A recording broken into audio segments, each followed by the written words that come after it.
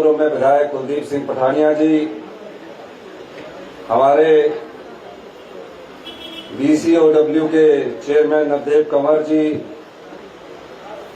हमारे नरेश कुमार जी, हमारे हमीरपुर से जो कांग्रेस के प्रत्याशी पुष्पेंद्र वर्मा जी, ग्रामीण विकास बैंक के चेयरमैन रामचंद्र पठानिया जी, नरेश जी, सुभाष डटवालिया जी, सभी अधिकारीगण, सम्मानित टीचर्स और फैकल्टीज के सभी सदस्य, टीचर यूनियन के सभी सकलानी जी अध्यक्षा यहाँ आई है और सभी सम्मानित अध्यापक। तकरीबन 2 वर्ष पहले मैं इस महाविद्यालय में आया था और मुझे खुशी है कि जिनके मैंने नाम लिए वो सभी इस महाविद्यालय से पढ़े हैं और पहला MLA बनने का गौरव इस महाविद्यालय से हमारे जो मार्केटिंग बोर्ड के चेयरमैन हैं कुलदीप सिंह पठानिया जी, उनको जाता है। ये गवर्नमेंट कॉलेज हमीरपुर की एक शान है हमारे, जो इनको श्रेय जाता है, क्योंकि मेरी शिक्षा दीक्षा तो सब शिमला में हुई, कॉलेज भी मेरा शिमला में था और मैं कॉलेज का SC का प्रेसिडेंट भी था, तो मुझे छात्र संगठन के नेता यहाँ मिले। मैंने कहा भैया आपकी जो मांग है वो मांगों पर हमारी सरकार विचार कर रही है, चाहे NSUI के लोग मिले, चाहे ABVP के लोग मिले, चाहे कोई और छात्र मिले, क्योंकि मेरा राजनीतिक जीवन भी NSUI से शुरू हुआ था। NSUI के प्रदेश अध्यक्ष के बाद युवा कांग्रेस से शुरू हुआ, फिर प्रदेश कांग्रेस कमेटी से शुरू हुआ और 20 साल में MLA बनने के बाद मुख्यमंत्री बनकर आज आपके बीच में आया हूं। हमारी सरकार की कुछ प्राथमिकताएं थी। 11 दिसंबर 2022 को जब मैंने रिज के ऐतिहासिक मैदान से शपथ ली थी, उस समय हमने कुछ प्राथमिकताओं को तय किया और उन प्राथमिकताओं में क्या था? युवा पीढ़ी है, ये सदी युवाओं की है और युवा अगर सोच ले तो कोई भी लक्ष्य को वो प्राप्त कर सकते हैं। हमारी सरकार ने प्राथमिकता में सबसे पहले किसी चीज को रखा है, वो शिक्षा है और शिक्षा के क्षेत्र में हम बहुत जल्दी ही व्यवस्था परिवर्तन करके आगे आ रहे हैं। 2021 में जब स्कूली शिक्षा की बात आती है, उस समय भारतीय जनता पार्टी की सरकार केंद्र में भी थी और राज्य में भी थी, डबल इंजन की सरकार थी और गुणात्मक शिक्षा में जो सरकारी स्कूल में पढ़ने वाले छात्रों की आकलन किया गया, क्या पाया गया? क्योंकि अब आप कॉलेज में आए हैं, 5वीं का बच्चा भी दूसरी की किताब नहीं पढ़ सकता था और गुणात्मक शिक्षा में, क्वालिटी एजुकेशन में हम 21वें स्थान पर थे। हमने क्या किया 3.5 साल में शिक्षा के? हमने क्वालिटी एजुकेशन को सुधारा। 650 के करीब जो स्कूल थे, जो भारतीय जनता पार्टी के नेताओं द्वारा राजनीतिक लाभ के द्वारा खोले गए थे, मैंने उन्हें बंद किया। कहा सरकारी स्कूल में पढ़ने वाला बच्चा जो होता है, आम परिवार से आता है, गांव से आता है, वो महज स्कूल में एडमिशन ले, ये तात्पर्य नहीं होना चाहिए। स्कूल में आकर अगर हम उसको गुणात्मक शिक्षा न दे तो ये सबसे बड़ा धोखा उन परिवारों के साथ है जो सरकारी स्कूल में पढ़ने वाले बच्चे हैं। और हमने उसमें सुधार किया। सुधार ऐसा किया कि हमने उसमें फर्स्ट कक्षा से इंग्लिश मीडियम स्टार्ट किया। 3.5 साल बाद जिस केंद्र की भारतीय जनता पार्टी की सरकार ने अपनी डबल इंजन की सरकार में 2021 में हमें 21वें स्थान पर पहुंचाया था, आज उसी ने हमारी शिक्षा नीति को सराहना करते हुए हमें पूरे हिंदुस्तान में 6वें स्थान पर लाया। ये शिक्षा नीति में बदलाव, ये बदलाव जो है ये आगे बढ़ रहा है और इतनी तेजी से हम इस शिक्षा नीति में बदलाव कर रहे हैं। पहले अधिकारी नहीं करते थे, टीचर यूनियंस आ जाती थी। मैंने कहा हम भी स्टूडेंट्स लाइफ से निकले हैं, हमें बदलाव करना है। सरकारें आती है, सरकारें जाती है, गांव में पढ़ने वाले बच्चे को अच्छी शिक्षा देनी है। और मुझे खुशी है कि हमने 150 स्कूलों को सीबीएसई किया, और सीबीएसई स्कूल में जो बच्चे पहले प्राइवेट स्कूल में पढ़ते थे, कई लोगों ने कहा कि सीबीएसई चलाना बहुत मुश्किल होगा, अधिकारियों ने कहा, राजनीतिक लोगों ने भी कहा। मैंने कहा हमारा संकल्प है, हम इससे पीछे नहीं हटेंगे। और हमने सीबीएसई स्कूल चलाए, और उसमें 24,000 बच्चों की संख्या बढ़ गई, क्योंकि प्राइवेट स्कूल में फीस 50,000 रुपया सीबीएसई स्कूल की है, और गवर्नमेंट स्कूल में आप 2,000 में सीबीएसई स्कूल में पढ़ सकते हैं। फिर नए टीचर कैडर बनाने की बात आई। हमने अपने स्कूल टीचर लेक्चरर्स का टेस्ट लिया, प्रिंसिपल का टेस्ट लिया, और प्रिंसिपल अभी हमने जो नियुक्तियां की है सब मेरिट बेस पर की है। 90% हमारी नियुक्तियां मेरिट बेस पर हो गया, 10% पे हम आगे करने जा रहे हैं। और हमने उसके बाद क्वालिटी इंप्रूव करने के लिए, मैं इसलिए आपको बताना चाहता हूं, क्वालिटी इंप्रूव करने के लिए हमने कहा कि टीचर्स जो होंगे, टीचर फिजिक्स भरा जाएगा, टीचर म्यूजिक भरा जाएगा, टीचर कॉमर्स भरा जाएगा, टीचर इंग्लिश, टीचर मैथ भरा जाएगा। उसकी एलिजिबिलिटी क्राइटेरिया क्या रखा? उसका एलिजिबिलिटी क्राइटेरिया रखा कि जिसने इंग्लिश में एमए में 55% लिए हो, ग्रेजुएशन में 50% लिए हो, सब्जेक्ट में भी 50% लिए हो, बीएड में 50% लिए हो। मुझे खुशी है कि जहां शिक्षा के स्तर में हमारे बच्चों ने अच्छा योगदान दिया, वहां जब टीचर का, इंग्लिश का, मैथ का, फिजिक्स का, केमिस्ट्री का रिजल्ट निकला, तो जो अभी 2 स्ट्रीम के बच्चों ने ज्वाइन किया है, इंग्लिश और मैथ के, 80% लास्ट मेरिट गई है, जिससे वहां क्वालिटी इंप्रूव होगी सीबीएसई में। और इस 20 से 30 अगस्त के बीच म्यूजिक सभी सीबीएसई की जो स्ट्रीम्स है उनको पढ़ा दिया जाएगा। अगर वहां और टीचरों की नियुक्ति करने की जरूरत पड़ी, हमारी सरकार और टीचरों की नियुक्ति करेगी। इसी प्रकार मैं अभी कॉलेज में मिल रहा था, क्योंकि मैं खुद कॉलेज में रहा हूं, हम भी मांग करते थे कि टीचरों की कमी है। मैं एक नई योजना पर कार्य कर रहा हूं ताकि कॉलेज के टीचर्स भी भरे जा सके। तकरीबन अभी हमने पब्लिक सर्विस कमीशन को 300 के करीब हमने पोस्टें दे दी है, लेकिन हमें तुरंत प्रभाव से भरना है। कॉलेज का नेशनलाइजेशन और मर्जर होना भी जरूरी है। जब हम पढ़ते थे तो 4,000 से 5,000 स्टूडेंट शिमला के एक ही कॉलेज में हुआ करती थी। शिमला का एक कॉलेज होता था, सिर्फ बॉयज होता था, गर्ल्स नहीं होता था। और गर्ल्स जो होता था आरकेएमबी और सेंट बीट्स हुआ करता था। हमारे टाइम जो स्टूडेंट्स बैठे उस समय हमारी स्ट्राइक इसलिए नहीं होती थी, उस समय हमारी स्ट्राइक होती थी कि कोएड होना चाहिए, कोएड होना चाहिए, तो इसलिए हम स्ट्राइक करते थे। पर 5,000 की स्ट्रेंथ हमारी हुआ करती थी। उस समय भी टीचरों की कमी थी। हम जल्दी एक नीति लेकर आएंगे कि कॉलेज और हायर एजुकेशन में किस प्रकार के शिक्षा पद्धति को हमने बढ़ावा देना है।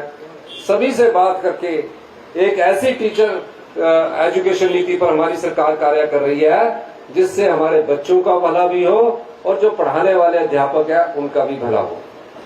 दूसरी प्रायोरिटी हमारी सरकार की हेल्थ सेक्टर में।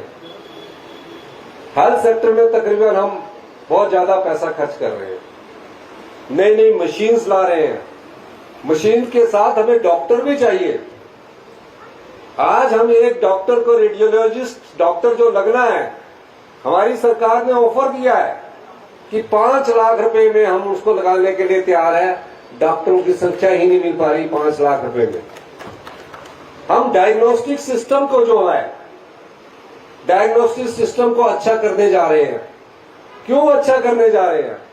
ताकि हमें फर्स्ट स्टेज पर यह पता लग जाए, जब हम मेडिकल कॉलेज में जाएं, हॉस्पिटल में जाएं, मुझे बीमारी क्या है। जब आपको यह पता लग जाएगा कि मुझे बीमारी क्या है, तो आप उसका सही इलाज कर सकते हैं।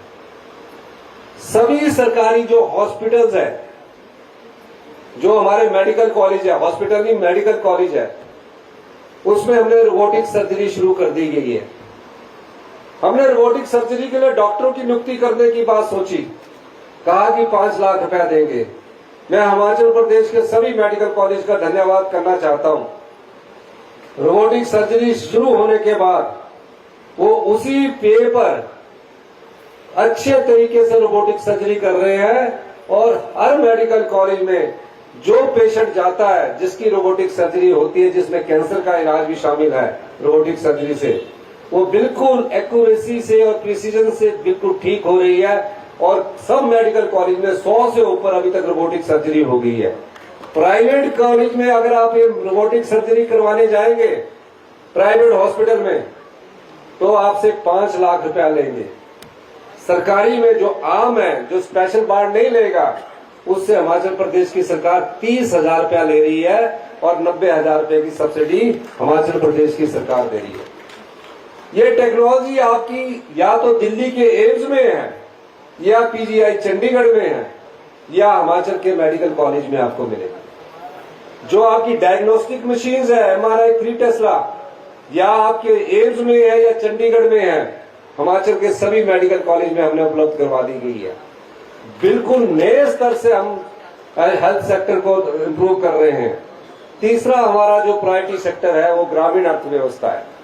80% जो हमारे लोग हैं वो गांव में रहते हैं, और गांव में रहकर अपनी आजीविका कमाते हैं, स्कूल जाते हैं। और गांव में रहने वाले व्यक्ति के हाथ में पैसा कैसे पहुंचे? लैंड होल्डिंग बहुत कम है। 75 लाख की जनसंख्या हमारी जो है वो 28% भूमि पर रहती है, क्योंकि 68% हमारी वन भूमि है। 5% में हमारे नदियां और डैम बने हुए हैं। अब 28% पर जब हमारे लोग रहते हैं तो जगह बहुत कम है। कैसे उनकी आय के साधन बढ़ाए जाए?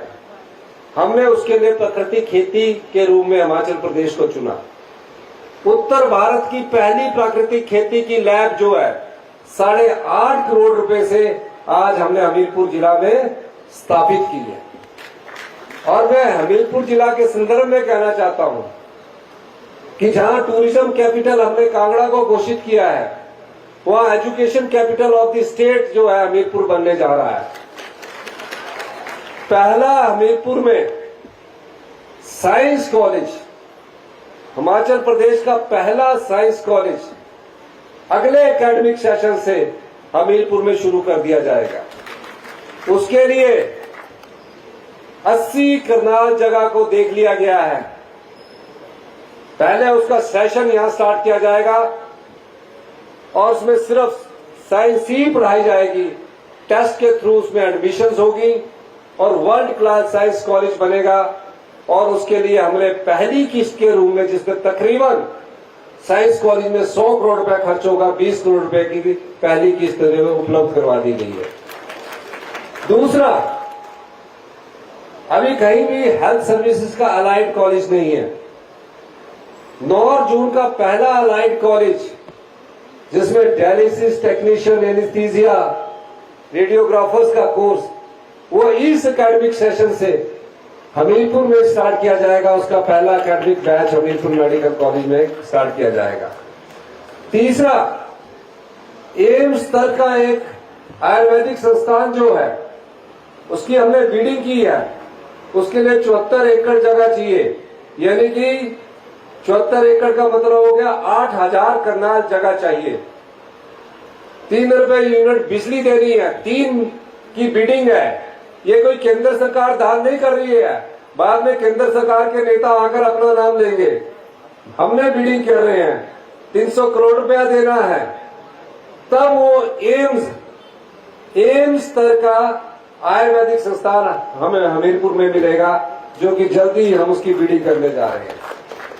क्योंकि एजुकेशन के रूप में अगर हमीरपुर अभी से नहीं, काफी समय से विकास कर रहा है और ये विकास का श्रेय हमारे बच्चों को जाता है जो स्टूडेंट्स हैं यहाँ, हमारे टीचर्स को जाता है, हमारे फौज में उन सैनिकों को जाता है, उन अधिकारियों को जाता है, उन अफसरों को जाता है जिन्होंने कड़ी मेहनत करके अपनी जीविका कमाई, अपने बच्चों को पढ़ाया और आज हमीरपुर के बच्चे जो है पूरे हिंदुस्तान में अपना नाम रोशन कर रहे हैं।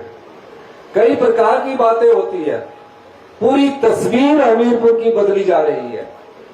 पूरी हमीरपुर में कैसे शहर सुंदर बने, कैसे आपको अच्छा पानी मिले, कैसे क्वालिटी ऑफ लाइफ्स मिले, इस पर हमारी सरकार बहुत तेजी से कार्य कर रही है। और मेरा मानना है कि हम आने वाले समय में वो परिवर्तन देखेंगे। लेकिन हमीरपुर वासियों से मेरी एक अनुरोध है और एक शिकायत भी है। काम हम करते हैं, कॉलेज हम बनाते हैं और जब हमें शाबाशी देने की बारी आती है, हमारी पीठ थपथपाने की बात आती है, तो हमीरपुर जो वासी जो है थोड़ा उसमें कंजूसी कर जाते हैं। ये कंजूसी नहीं होनी चाहिए। जो विकास करता है, जो आपके लिए नई राह बनाता है, जो आपको रोशनी दिखाता है, ऐसी पार्टी के साथ आपको कंधे से कंधा मिलाकर चलना चाहिए जो आपके लिए नई योजनाएं लेकर आए। और युवा पीढ़ी को यह सोचना चाहिए, महज चंद नारों से चुनाव नहीं जीते जाते, महज चंद भाषणों से चुनाव नहीं जीते जाते। काम करना पड़ता है, कर्म करने पड़ते हैं। मैं भी आप जैसे परिवार से उठकर मुख्यमंत्री की कुर्सी पर पहुंचा हूं। मेरे परिवार से कोई मुख्यमंत्री नहीं बनने की सोच सकता था। और जब मैं राजनीति में गया तो उस समय कहते थे कि सरकारी कर्मचारी है, कहीं नौकरी लग जाओ। उस समय नौकरी, सरकारी नौकरी का बहुत चलन था, कहा कहीं कलर नहीं लग जाओ। और जब नौकरी लग जाती थी सरकारी की तो उस परिवार का खुशहाली बहुत आती थी। मेरे 3 भाई बहन नौकरी लग चुके थे, मैं नहीं लगा था, पर मैंने अपना ध्येय सोचा कि मैंने करनी ही राजनीति है। कष्ट भी आते हैं, चुनौतियां भी आती है, लेकिन कष्ट और चुनौती का सामना वही कर सकता है जिसके मन में दृढ़ संकल्प हो, जिसके मन में विश्वास हो और आत्मविश्वास से आगे बढ़े। ये बात मैं युवा पीढ़ी को कहना चाहता हूं। किसी भी प्रकार की समस्या का सामना आज की युवा पीढ़ी कर सकती है। पढ़े लिखे हो आपको सिर्फ दिशा तय करनी है और हर बार सफलता नहीं मिलती है, असफलता आपके साथ चलती है। और जब सफल होते हैं और फेलियर होते हैं तब आप ज्यादा सीखते हो और आगे बढ़ते हो और सफलता, आपकी सफलता की दूरी कम हो जाती है। इसलिए जब भी मैं कॉलेज में जाता हूं, मैं युवा पीढ़ी से यही कहता हूं, आगे बढ़िए। नए कोर्सेज हम स्टार्ट कर रहे हैं। पुरानी शिक्षा पद्धति से हमें वो आगे बढ़ना पड़ेगा, आगे आना पड़ेगा। 40 साल से एक ऐसी व्यवस्था चली है जहां नीचे से फाइल ऊपर तक जाती है, फिर काम होता है। मैं दिन रात प्रयास कर रहा हूं उस व्यवस्था को बदलने के लिए। इसलिए मैं हमेशा कहता हूं कि हम सत्ता में आए हैं, सत्ता सुख के लिए नहीं आए हैं, व्यवस्था परिवर्तन के लिए आए हैं और हम व्यवस्था परिवर्तन कर रहे हैं। अभी आप देखना, लेकिन हर चीज बदलने में समय लगता है और समय में आप लोगों का साथ चाहिए। अब बदलाव शुरू हो चुका है, हर चीज में बदलाव शुरू हो चुका है। समस्याओं का निपटारा ही नहीं किया जाता है, समस्याओं को लटकाने की दिशा में ज्यादा कदम बढ़ाए जाते हैं। हमारी सरकार समस्याओं का निपटारा करने लगी हुई है।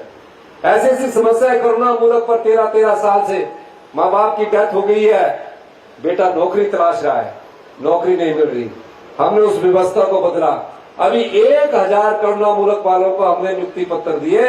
मैंने कहा हमारी सरकार में जो भी सरकारी कर्मचारी की मृत्यु अपनी नौकरी के समय हुई है उन सबको हम नौकरी देंगे।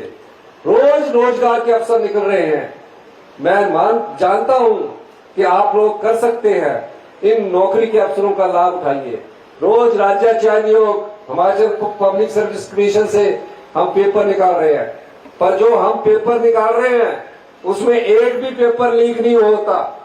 बीजेपी के समय 17 से 22 में डबल इंजन की सरकार में पुलिस भर्ती का पेपर लीक हुआ। मुझसे सवाल करते हैं कि पुलिस भर्ती का पेपर लीक हुआ। सबॉर्डिनेट सिलेक्शन बोर्ड था ये हमीरपुर का, मैं हमीरपुर से मुख्यमंत्री था।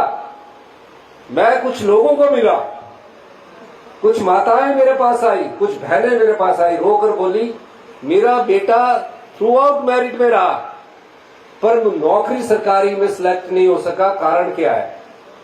हमने खोजबीन की 3 महीने के भीतर, हम मुख्यमंत्री बने हुए 3 महीने हुए, पता लगा कि सबॉर्डिनेट सिलेक्शन बोर्ड से पेपर लीक करवाकर उन लोगों को दे दिए जाए जिनको खा भी नहीं आता था लिखना। हमने सबॉर्डिनेट सिलेक्शन बोर्ड भी बंद किया और आज भी जिन्होंने पेपर लीक किया वो जेल की सलाखों के पीछे है। ये कर्तव्य निष्ठा होती है। हमने सिफारिश को खत्म कर दिया, हमारी सरकार ने सिफारिश खत्म कर दी। कैसे खत्म की? मेरे पास आए कि 15 नंबर पर्सनल इंटरव्यू के रख लो। राजनीतिक दबाव भी होता, मुख्यमंत्री पर भी कई प्रकार के दबाव होते हैं। मैंने कहा कोई भी पर्सनल नंबर नहीं रखा जाएगा, जो मेरिट पर आएगा, डॉक्यूमेंटेशन वेरिफिकेशन होगी, उसको हम सिलेक्ट कर देंगे। आप देख लो आज राज्य चयन आयोग से सारे मेरिट पर रखे जा रहे हैं। इसके अलावा एक और पब्लिक सर्विस कमीशन में लूप होल था, मैं आपको बताना चाहता हूं क्या लूप होल था। रिटर्न में आदमी के 80% आ रहे हैं, रिटर्न के नंबर नहीं जुड़ेंगे। वाइवा होगा, वाइवे में जिसकी सिफारिश लग गई वो आपका सिलेक्ट हो गया, यानी कि रिटर्न वाला 80 और वाइवे में अगर उसके 30 में से किसी ने 10 नंबर लगा दिए तो वो सिलेक्ट नहीं हो पा रहा था। हमने उस मेरिट को भी चेंज कर दिया। मैंने कहा रिटर्न प्लस पर्सनल के जो इंटरव्यू हुआ या पब्लिक सर्विस कमीशन के द्वारा होते हैं उसके दोनों के नंबर जोड़ के मेरिट बनेगी। और आज जो आगे टेस्ट हो रहे हैं रिटर्न और पर्सनल के नंबर जोड़कर मेरिट लग रही है और बच्चे सिलेक्ट और मेरिटोरियस हो रहे हैं। रिटर्न की मेरिट को भी हमने चेंज कर दिया। पहले क्या होता था कि एससी के लिए 30%, जनरल के लिए 35% की मेरिट होती थी। मैंने कहा हिमाचल प्रदेश सबसे पढ़ा लिखा जिला है, वहां हमने रिटर्न में 40% पास मार्क्स कर दिए और 45% जनरल के लिए कर दिए ताकि अच्छी क्वालिटी के हमारे पास टीचर आ सके। ये परिवर्तन है, ये ही परिवर्तन है। आप पढ़ोगे, आप पढ़कर अच्छे नंबर लोगे, आपको किसी के सिफारिश के लगाने की जरूरत नहीं, किसी नेता के पास जाने की जरूरत नहीं, आप अपने आप मेरिट में सिलेक्ट होंगे। बहुत एजुकेशन में नौकरियां निकल रही है, बहुत हेल्थ सेक्टर में नौकरियां निकल रही है, अभी पुलिस में भर्तियां निकल रही है। तो अग्निवीर बंद होने के बाद हमने ये सोचा कि हमारे जो लोग हैं जो पुलिस फौज में भर्ती होते थे, मैं उस कमी को पुलिस भर्ती के द्वारा पूरी करूं। हम उस कमी को पुलिस भर्ती के द्वारा पूरी कर रहे हैं। इसलिए आज मैं आपसे कहने आया हूं, पहला नंबर 1 कॉलेज है हमीरपुर, आप नंबर 1 कॉलेज में पढ़ते हैं। इस नंबर में और चांद लग जाते हैं जब आप कहीं कोई सिलेक्ट होता है। परिवार को भी खुशी होती है, गांव को भी खुशी होती है और क्षेत्रवासियों को भी खुशी होती है।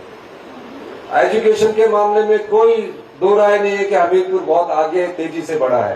प्रदेश पूरा ही बहुत तेजी से बढ़ा है, बहुत तेजी से बढ़ा है।